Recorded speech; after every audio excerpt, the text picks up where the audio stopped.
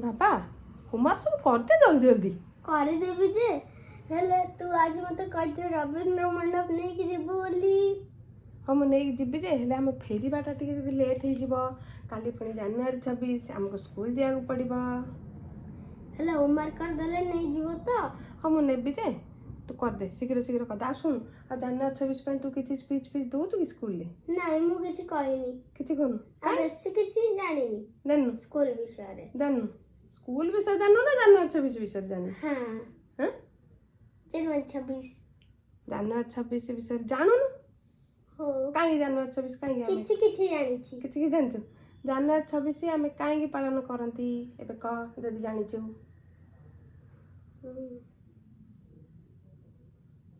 କାହିଁକି ଆମେ ଜାନୁଆରୀ 26 କାହିଁକି ପାଳନ ସେଇଦିନ କରନ୍ତି? ଆମେ ପତାକା ଉତ୍ତୋଳନ କରନ୍ତି।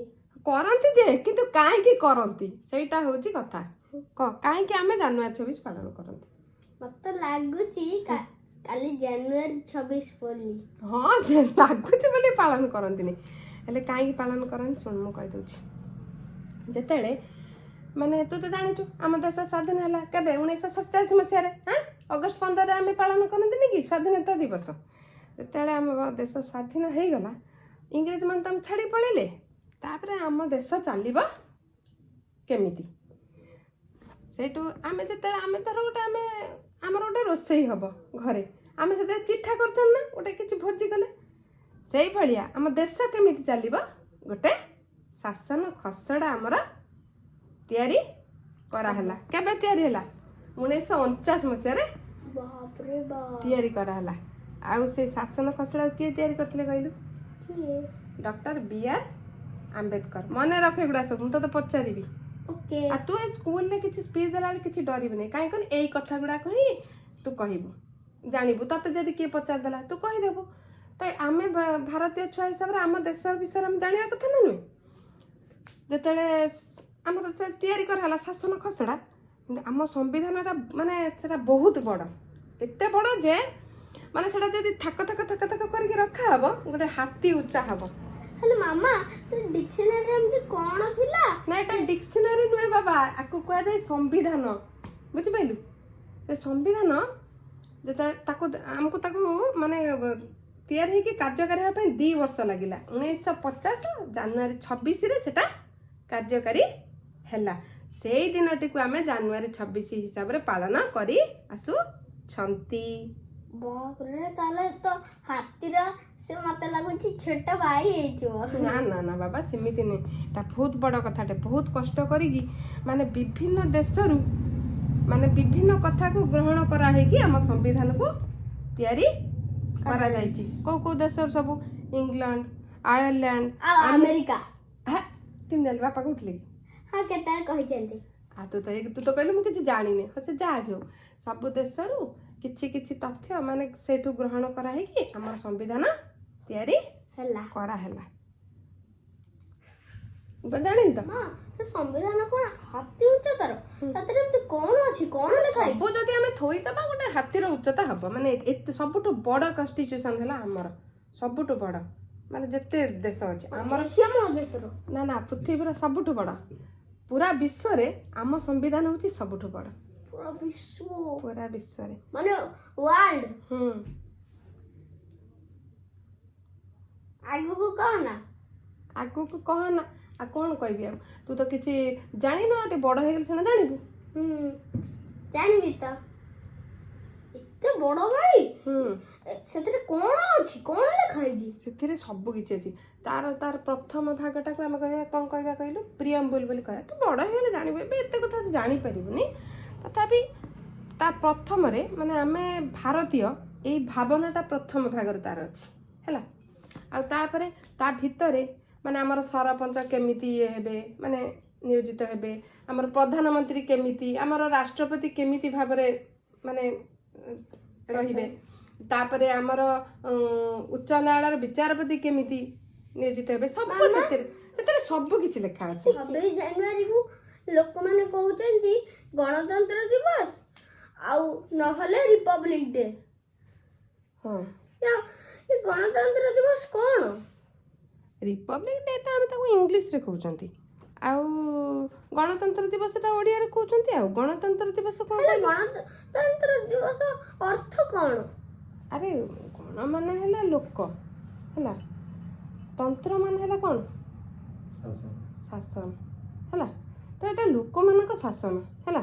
ଲୋକ ଏଇ ସେଇଥିପାଇଁ ଆ ଭିତରେ କ'ଣ କୁହ, ଏଇଟା କ'ଣ ପାଇଁ ତିଆରି ହେଇଥିଲା କହିଲୁ? ମାନେ ଆର ମୁଖ୍ୟ ଉଦ୍ଦେଶ୍ୟ ହେଉଛି, ଏଇଟା ହେଉଛି ଗଣତନ୍ତ୍ରଟା ହେଉଛି ଲୋକମାନଙ୍କ ଶାସନ, ଲୋକମାନଙ୍କ ପାଇଁ ଆଉ ଲୋକମାନଙ୍କ ଦ୍ୱାରା।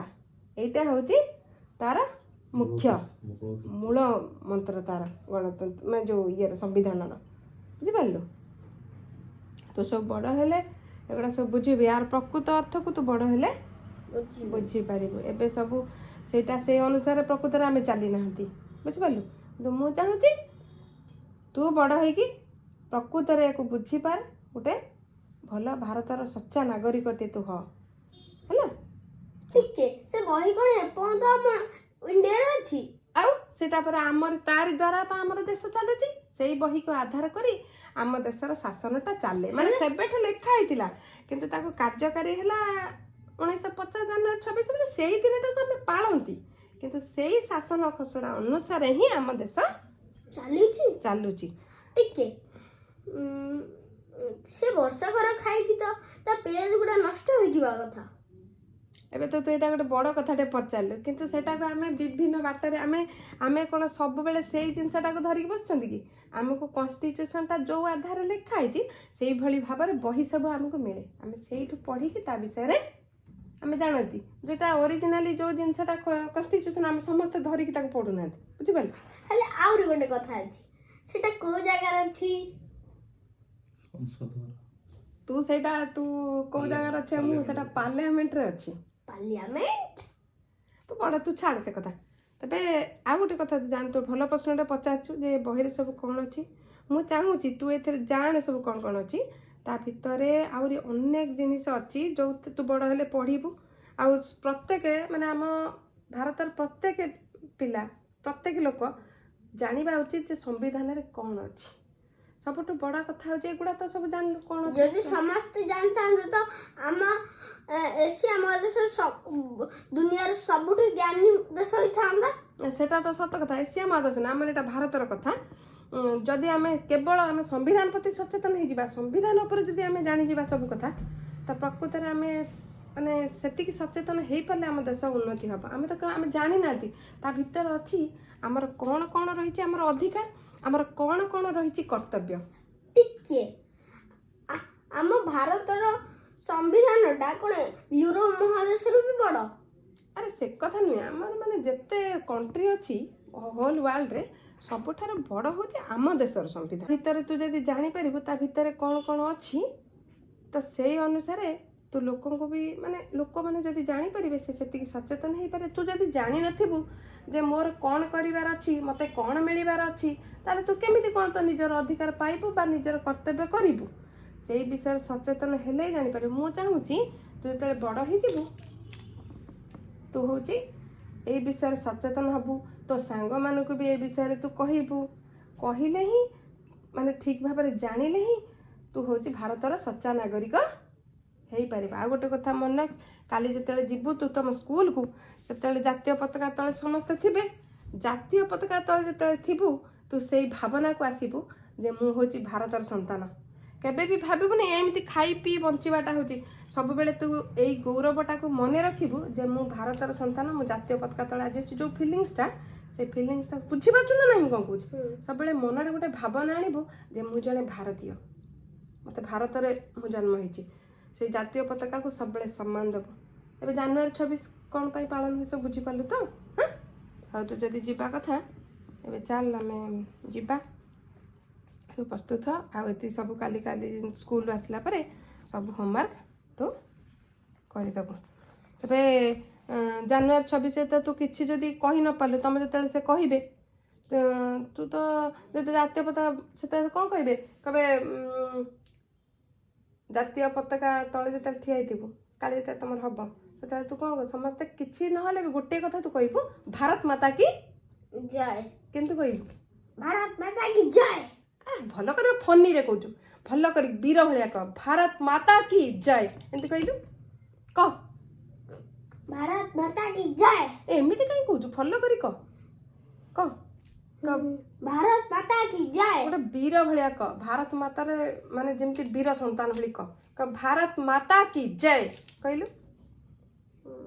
କହିବୁ ନା ଆଉ କହ କହ ଭାରତ ମାତା କି ଜୟ ହଁ ଭଗତ ସିଂ ଯେମିତି କହୁଥିଲେ ସେଇଭଳିଆ କହିବୁ ନା ଯେମିତି ଭଗତ ସିଂ ହେଇଥିଲୁ ଯେମିତି କହୁଥିଲୁ ସେଇ ଭାବନାରେ କହିବୁ ନା ଆଉ ହଉ ଦେ ଚାଲ